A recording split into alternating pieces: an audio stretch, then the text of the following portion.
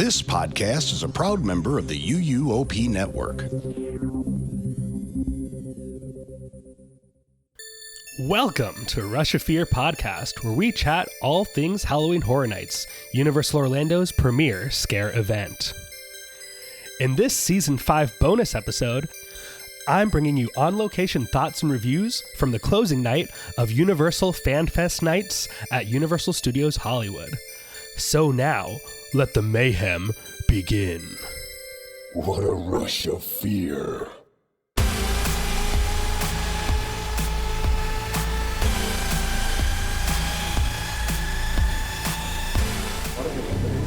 Hello, this is Kenneth from Rush of Fear. We're here live on location at Universal Studios Hollywood. We're in line for the Kung Fu Panda Theater DreamWorks 3D show, and I'm here with my friend Kyle Fleming. Verified. And Caitlin Bateson. Verified. And we're going to do FanFest nights tonight. Right now it's 1:40. We just got into the park. So we're going to try to hit a few things that we like in this park before the exclusive stuff starts. Keep in mind, we don't like the Kung Fu Panda thing, but we only have a few minutes till Waterworld, which you love. Right. Waterworld is in about an hour, and Secret Life of Pets is at a 70-minute wait, and so we're going to look at this thing because it's short. It's here. Yeah, and we don't have it at home. But I've heard this event described as Nerd HHN. And so we'll see how similar it really is. We're also here on the very last night of FanFest nights, of the first ever FanFest night season. So I want to watch some people cry. Oh yeah, we're going to see all the cast of everything hug each other and cry. Marty McFly crying before he has to do things to his mom. But yeah, so we're going to update throughout the day. I don't know how much this is going to translate or sound good. But we're kind of looking at this, I think, as like, could this work in Orlando? How would they do it? And how does it compare and contrast to Halloween Horror Nights? And when this podcast hits 88 minutes per hour, you're going to hear some serious shit. Caitlin, any thoughts? No, I'm just excited. Yeah, we're excited. All right, we'll see you later. One thing I really like about this Universal Studios Hollywood is all over the place they have people, I think they're guest services. They're just like stationed all over the park. There's usually two of them standing together in like red shirts and vests. And their entrance plaza outfits, it seems. Okay.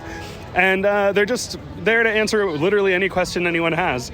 But we just talked to some of them, and we found out that, we saw a sign that said the lower lot closes at 5:15.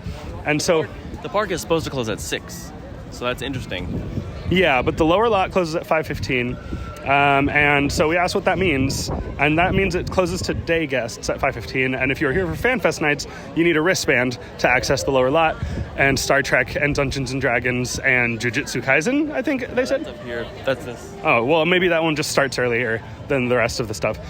But so yeah, it's kind of like a Stay and Scream thing, it seems, or like those early access haunted houses. So yeah, it does feel very HHN, like Halloween Horror Nights was the rubric, and now they're applying it.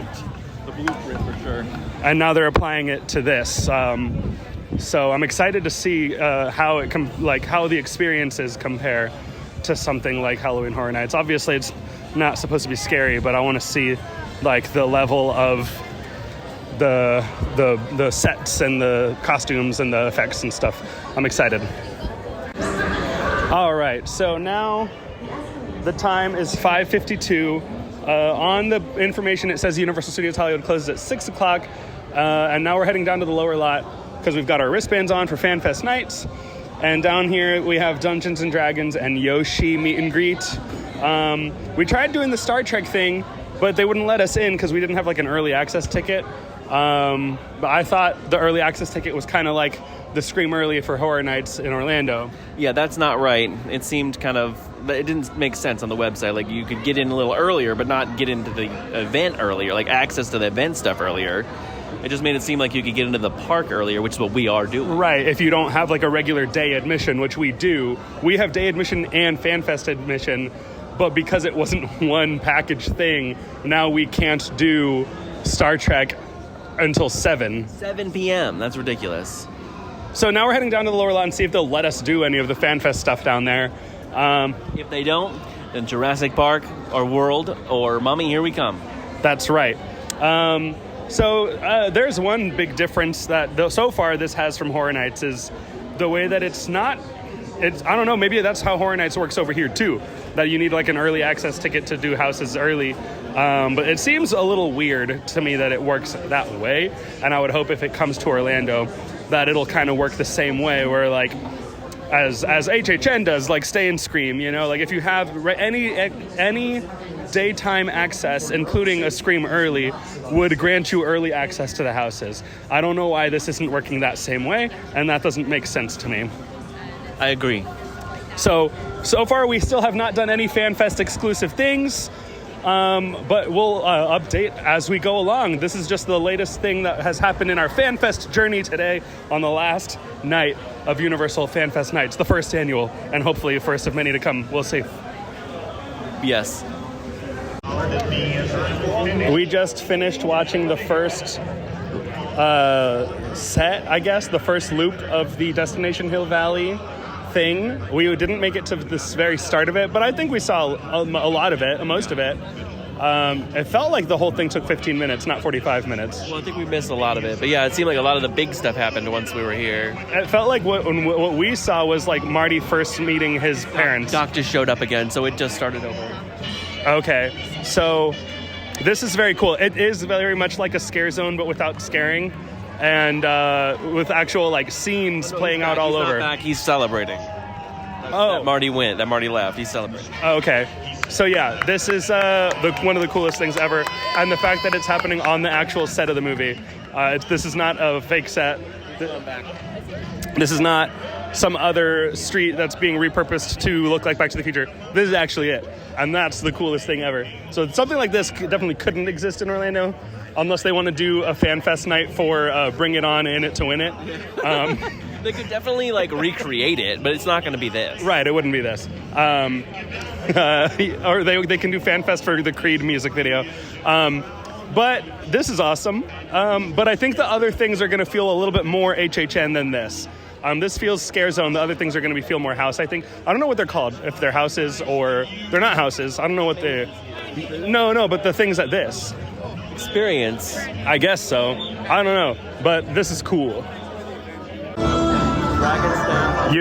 You probably can't hear this, but we're about to go into Dungeons and Dragons, which is our first thing. Well, no, we did Hill Valley, and it was incredible, but it felt like kind of like a scare zone without scares and like more of the show moments.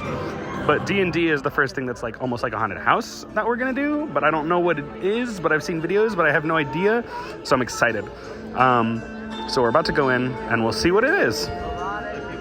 We should ask them, like, if we... Okay, we just finished Dungeons and Dragons... something for Waterdeep? Legends of Waterdeep. I don't remember what it was called. It was kind of like a Poseidon's Fury type experience. Yeah, like very distinct, like here's a room, next room, like a push-through experience. But you're not being pushed through. It's like a story-driven, room-by-room experience, unlike a haunted house. Yeah. Like, a haunted house is like you're continuously flowing. This was, you're in a room, something happens, then you go on to the next room. Very much like Poseidon's. Yes, very much. And it was very cool. And if it was based on something I knew or cared about, I think I would have loved it a lot. But not knowing anything about D&D, it was like, oh, that was neat. So... Yeah, I was like, this is cool, but I don't care about it. Yeah. But I would like to see more things like that with more things, I guess, you know? Xanathar, there's a big giant eyeball guy. Loved him. And there's like a treasure chest that is alive, like the Monster Book of Monsters. Yeah, spoiler alert, if you're ever coming to this, it's the last night, so you're not. It's a big chest, from D&D, and I do like him. That was cool. But yeah, I feel like they could do something like that in Orlando. There's no reason why not. Yeah. So yeah, we're going to keep doing stuff. We're right by Super Nintendo World, and we want to meet Yoshi, so I think we're going to do that next. Hello, this is Kenneth. We're back in the hotel after a night of Universal Fan Fest nights. I'm tucked away in bed, and I'm here with Kyle. I'm sitting on the floor. And Fan Fest nights was very cool. Specifically, Destination Hill Valley was the coolest thing ever. Kyle, thoughts? I cried multiple times. That was the coolest thing I've ever seen in my entire life. Just to be in that area is one thing. It's just so special. But to have it alive with scenes from the movie and just the look of it and the feel of it, the music and everything was perfection. Literally perfection. And it was worth the price alone, in my opinion. Yeah, because Star Trek and D&D were like kind of the main other attractions, and the experiences were cool, but those are IPs that I have no connection to. So I think if there was like a similar thing, it's very much it's like a guided show that you're passing room to room, and like a scene plays out and then you move to the next room. So not really a haunted house, kind of almost like a Poseidon's Fury setup, but a lot faster and a lot less involved, I would say. It felt to me like this first year they were like not sure if it would be a hit, so I think they went small.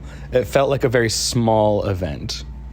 Yeah, I feel like this is definitely testing the waters of like what could we do, and like making the options diverse. Like having those two items are cool, but you can't do like the Hill Valley thing was such a big thing that I feel like you can't do that as much. And then like having the anime stuff, I feel like they probably would have gone bigger with the anime stuff. There's a lot of people dressed up for the anime things, and like One Piece seemed to me like just character meet and greets. I feel like they would probably do a bigger thing with that, maybe a walkthrough as well in the next couple of years. And the Star Trek and the walkthrough, I feel like they were so strategic with it that I feel like next time they did it, they'd make it a little different and make it more of a, yes, you're walking through with groups, but try to make it more interactive, I think. Yeah, that's the thing about the Back to the Future thing that made it so cool. Well, there's two things. One is that you're on the actual set where the movie was filmed. But two is that you could interact with all the characters, and they're playing those characters that you know from the movie, but you can then talk to them, and like it was a really, I've never seen anything where people are improvising in scripted classic 40-year-old scenes, you know? Yeah, like for the Star Trek thing, I'm not a big Star Trek fan. I don't know the characters, but I did watch 2 movies on the airplane to prepare for that 5-minute thing. And like you walk through each room and there's not a single character from the movie. And so like you see the character that you don't know who it is, and they're like, all right, I'm this person, let's go. I'll meet you in the next room. And then we go in the next room and it's 2 new characters, and they're like, oh, this is bad, here's what's happening, we'll be with you shortly, keep going. And we never see these people again. Yeah. And then we get on the bridge ultimately, and that is very cool. But all these people on the bridge are like no one I know. So yeah, just the character thing to me. But they are cool. They were cool looking. Like there was alien looking people, which I was hoping for. But I think that more characters that we know, or moments that we know, I think would be better for those things. Yeah, I think because Halloween Horror Nights is such a hit, and they were like, what if we did that for IPs that have a lot of fan culture around them but are not scary, and can we do a similar experience to that? I feel like Back to the Future is the only one that was really successful because of how big and authentic it felt, whereas everything else, it kind of felt like they were trying to force Star Trek and D&D into like almost a HHN type of setup, but without doing HHN. And I think D&D is probably more lends itself to that type of thing more than Star Trek does. Like I feel like D&D is such a massive world of lore that they can almost do any kind of experience you could imagine for D&D. Like, you could do a proper D&D haunted house, or you could do this like more family friendly adventure walkthrough show attraction, or you could do like a more like kid centric thing. Like, I feel like it could almost be anything with D&D. Yeah, I agree. Even Star Trek, like, you could have both of those things. I don't know. I feel like they did a good job, though. I'm happy with both of them. I think the only thing that was weird to me was how it was set up when you walked in, where to get as many people in, it was like 2 big groups, and you're supposed to be like 4. Like, for D&D, you were 4 groups. Like, you had to pick a thing, but I think they dropped that immediately because we just walked in 2 sides and we didn't know which side we were on. There was like, oh, fill this room. Once you were in that room, you went on to the next room, and there was big walls, like waist-high objects in your way that you couldn't get on the other side of the room. So it was like 2 separate things that you're all walking through the same way. Yeah, both of the Star Trek and D&D things had like 2 lanes of like traffic walking through, but like which side you were on never ultimately mattered, and so it kind of felt like, what was the point of splitting the room in half like that? Yeah, and it wasn't like, oh, something happens over here, so everyone's gonna run to that, and like except one like Xanthar room. But even then, that was kind of an open room, I think. Yeah, at that point we weren't split up anymore. It was just one room. So there was really no point to it, and that was kind of confusing to me. Even like the Star Trek thing, I was like, what's the point of this? And like the A side for Star Trek, we saw the thing from the movie that I was like, oh, that's over there, and I can't even go look at it. So that was kind of not cool. Yeah, but I think back to like the first HHN, where there was one haunted house, the Dungeon of Terror, and the rest of it was all scare zone stuff. And this to me feels like that. It's like, okay, we're going to see if people even are interested in this at all. And just from being there on the last night and seeing how much cosplay there was and how long the lines for the characters were, like the One Piece characters' lines were so long. The line to take a picture with Einstein in the DeLorean was massive. The lines for all the food, like the One Piece food, honestly, like they could do a whole One Piece event based on what I saw today, and I have no idea what that is. And it was so popular. Yeah. I, again, watched 2 episodes of that show in preparation, and I would have met the characters. They were cool looking, but they was too long. Yeah. And, yeah, that when we, like the things in the movie from Back to the Future that were happening, huge groups of people were around that, and it was cool seeing it, but then it's hard to get in there, and they're like having this moment from the movie with a bunch of people around filming it. Yeah. And also with like area ambient music playing, and like the characters are not mic'd up, so you can't really hear what they're saying unless you're like having a direct interaction with them. So I think there's like room to grow, there's room to improve, but it's a cool thing, and I would love to see Orlando do a similar thing. Kyle, you brought up a cool idea, I think, of trying to recreate a Hill Valley type thing. Yeah, if I were to do it next year, like in Universal, I would say do it in that music plaza and have like flats or like 3-dimensional flat setups, like facades of that courthouse square in the music plaza. I think that's a good area to do it in. Yeah, like put the clock tower where the stage is. Yeah. Because I feel like that, to me, was the coolest thing in the whole event. And it needs something... What, like the Back to the Future thing? Yeah. It just needs something like that. Like, I don't think... Maybe for our first year, they're like, oh, we'll do like a couple haunted house style things. But even so, I'm very curious to see what they do, because that is like Horror Nights time, and it's getting close to when they need those areas. So where would they put these things? It's all kind of crazy to see how that happens. Yeah, the thing that's cool about this, like the Back to the Future thing, did you just say you think that was like the coolest thing? Did I? Yeah. Yeah. I think if Back to the Future was the only thing, it still would have been worth going. I said that, yeah. Yeah, I said that's worth the price for me. And there's nothing at Orlando they could do that would make it sit like that. Right, because nothing has been filmed. We made jokes about it. Yeah. About, here's where they filmed the All That intro, or here's that LaGuardian. What's that commercial? The pills. There's like all the State Farm commercials, I feel like. Yeah, and they could just make it a recreation of that, but. Yeah, there's no thing they could do where it's like, wow, and this is where they really did that. But I feel like because ultimately it was like almost like a scare zone, except the whole scare zone is just like those show scenes and there's no scares.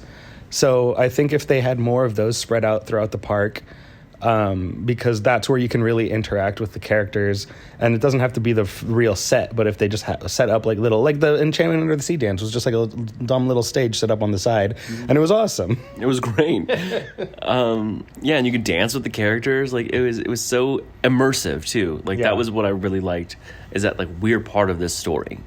And nothing has made me feel that way. Yeah, we got detention from Principal Strickland. Yeah, and it was the best thing that ever happened to me.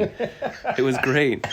But another thing, like thinking about a normal day versus that event, what are things from this event that just could be in a normal day? And I think that having this Back to the Future thing, yes, they could do it as a normal day thing, but it's so special that people would pay for it, and it's hard to do with the tram tour. So yeah, I think that that they couldn't do that during a normal day. Yoshi could be there during a normal day. Yeah, we met Yoshi, and that was we went into Super Nintendo World, met Yoshi, and got out of there. Yeah, and that's it. We looked at it, we said, this is not as good as Epic Universe, let's leave. And we saw Yoshi, and he was cool, and he could just be there. So to me, that wasn't special, and I wouldn't have flown all the way over here to meet Yoshi. Yeah. But, like, the two house-type things, like, those are special, I think, too. That's worth a ticket. I'm glad that Star Trek wasn't, like, the main thing I was here to see, because I think if it was, I would have been like, oh, that's it? I don't know Star Trek, you know, like there was people in line behind us when we were in line to take a picture with like the flaming tire marks in Hill Valley, and like across the way Marty was playing Johnny Be Good, and it was his like metal guitar solo at the end, and the guy in line behind us was like dressed in a one-piece costume, and he was looking confused across the courtyard, and he was like, they had this kind of guitar in the 50s? And I just like kind of looked back and I'm like, have you not seen this movie? What are you doing down here? What? Like, yeah, it was very funny seeing like this your favorite movie ever recreated with Princess Peach and these One Piece characters, and then two Star Trek people in ECVs like booing Principal Strickland. Yeah. for shutting down the dance. So yeah, I do like that. The fandom aspect was really cool to me. The cosplaying and like encouraging that, I do like. I think that's such a unique thing. I think that's what makes it a hit. Yeah, where even like in the lower lot they had a stage like centering on the cosplay. And, like, yeah, there was like a cosplay contest almost, or I don't know if it's a contest. I think it was just like a spotlight. Come on up and show off your cosplay kind of thing. And I think that's really cool. And there was a crowd for it. You know, people were all like super into it. Like. The cosplay and convention culture is something I'm not really into, and I've been to MegaCon a couple of times, and I still don't really get it. But I think seeing it in a FanFest night setting, I was like, oh, this makes more sense to me, and it feels more fun and cool and special than just like everybody walking around in costumes looking at art to buy. Yeah. You know, like I still don't get it, but like this was awesome. Yeah, like I like cosplay and I like doing that, and I went through my closet of costumes as we were packing, and I saw my Marty McFly costume and the little diddle-doo like played in my head. I was like, oh, should I bring this? Yeah, I feel like you would have been the 18th the 85th Marty. Yeah. Biff would have tried to beat me up. Yeah, he did. He was running around trying to beat up all the Martys, and it was great. But no, I think that thinking about it, I was like, oh, that would have been cool to wear this here. But yeah. And that's why I like that. Yeah. The cosplay and like encouraging I could have been wore my Luigi outfit. Yeah, and you could have been in it. But I feel like you could have worn that any day. Like, yeah, that's true. I feel like you can also wear Marty McFly any day. People, yeah, those are easy ones. Like the One Piece stuff is kind of like if you showed up to a normal park day dressed like that, people would be like, "Why are you? What is this? That doesn't have anything to do with this." But like to this, it was like feels special and it feels welcome and it feels like otherwise you wouldn't really dress that way. Right. Yeah, but overall, I think that it was a very cool event. I really hope we get it. If we don't, I do want to come back. Even if we do get it and it's different, I feel like I would want to come back and see the Hill Valley thing again. Yeah, it's worth it to come back and just see the Back to the Future, no matter what else they do. Yeah, and I hope that does continue. Because like Horror Nights, obviously, they're probably going to change the IPs. I think let's see what they do next year. I hope it's bigger. Yeah, like Star Trek to me is such a big IP, not to me, but like in general I know it's a big IP, right? And I feel like if they would have had multiple things, that would have been better, because like Hill Valley, you could just be there for as long as you wanted, and they wouldn't do anything. You could just see it and be in it and live in it. Whereas Star Trek was like, you waited to get in line, and we waited, not even like, we walked in. It was walking right in. That is another thing, is like, it was slammed busy, but the lines for the things were never long, other than the meet and greets. Yeah, the food lines and meet and greets were crazy long, but these experience things were walk right in, wait and go. Yeah. Like, wait for a second in the Basically, wait to be loaded into the room. Right. But that was it. That was it. Yeah. So, like, the Star Trek thing, you're in Hill Valley and, like, you're interacting, but then the Star Trek thing, you're in a room, they talk to you, then you go to the next one. And you don't have time to, like, interact and be in that world. And to me, that's what this event should be. Yeah, that's what the coolest thing was, feeling like you were part of it. And, like, the D&D and Star Trek, it just felt like we were watching a show. Yeah. I'm like, oh, you're in it, but not really. And we didn't see the Jujutsu Kaisen thing because I have no idea what that is. Yeah, I don't care about it. So And I also haven't heard anything about whether it was cool or not. And it was in, like, the DreamWorks theater, so it's probably just, like, a movie plays. And, like, I don't know what it is, so I don't think I would have gotten anything of value from that. Yeah. But the line for it was also long. It was always pretty, like, 20 minutes. But yeah, I do like, again, like, that they have a variety of different things. Like, I think that the haunted house style setup does work. But if they would have had multiple Star Trek things, like here, it was all first generation. It seemed like that one thing was first generation. If you could have just like we were hanging out in Courtyard Square, if you could just hang out on the bridge of the Enterprise, and like they had like interactive things to do, but there was no like timeline for you to be in there, you just like come and go as you please, I think that would have been cooler. Or maybe like if people are going to be in there forever, like you can't have that. So maybe have it like, okay, we know these people have been here for 30 minutes, they got to go. Like a Oga's situation. Oh, yeah. But yeah, I think that I agree. Like do a big thing, do a walkthrough thing, and then have it end in like a big room, like maybe the Jimmy Neutron ride, like how it ended in that interactive area where you could kind of play with the games and stuff. Like do something like that. And yeah, like even I don't care about Star Trek, but being in that bridge, I was like, oh, okay, this was cool. Yeah, I've never seen any Star Trek anything, but I know what the bridge of the Enterprise looks like, and being on it, I was like, that's cool. Yeah. That's cool. And like, I wish that we got to do more than just like watch three characters talk to each other about whatever they're doing. Three unknown characters. Yeah. No. I was like, this isn't Jean-Luc Picard. That's like Spock's cousin. Yes. A Spock character, an alien, a blue alien guy, and a lady. And they were the characters. But yeah, it was awesome. It was cool. And if they do it again, I recommend going, especially if they do Back to the Future again. And let's bring it over to Orlando. I want to see, you could do a Pokemon thing. Ghostbusters for sure. I think they would do Ghostbusters. Yeah, Ghostbusters would be cool. Caitlin is showering and preparing for bed, but earlier Caitlin said Five Nights at Freddy's would be cool, which I think a lot of things could do HHN and FanFest nights and just have different kinds of experiences. And I think that also opens things up for like fans of these things that don't want to go to Halloween Horror Nights, like a Stranger Things. They could do a Stranger Things thing. That's similar to D&D. They could do it set up like that. Yeah. There's so much they could do. But anyway, big hit. Glad we came out to see it, and we'll see what happens next with it. But I got a hat. And I got a pin and a detention slip, and that's all I needed. And Save the Clock Tower flyer. That was awesome. The pieces of paper that were free will mean the world to me for the rest of my life. I'm passing them to my children, and that alone was perfect. That whole event was based on Back to the Future to me. Yeah. And the other things were just part of the fun, and we got to do them, and I'm glad. Yeah. All right. Bye. Bye. Back to the Future is the best.